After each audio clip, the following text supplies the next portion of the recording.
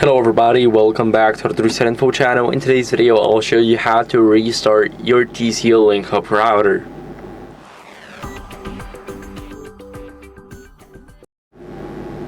So first, what you guys want to do is go over and here I am on the web UI. So you can go over to System, go to Restart and Reset, and here you can restart your device by just tapping on a Restart button. You're gonna click Restart.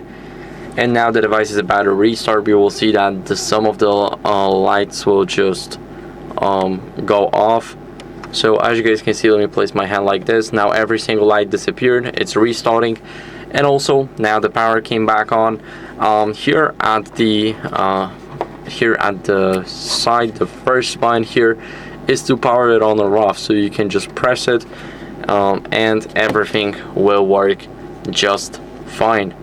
So you have two methods. I prefer doing it by the web UI just like I did now, and that's basically it for the video. So that's how you guys can restart. I hope this video was helpful. If it was, then leave a like, subscription, and a comment, and I'll see you in the next one. Bye.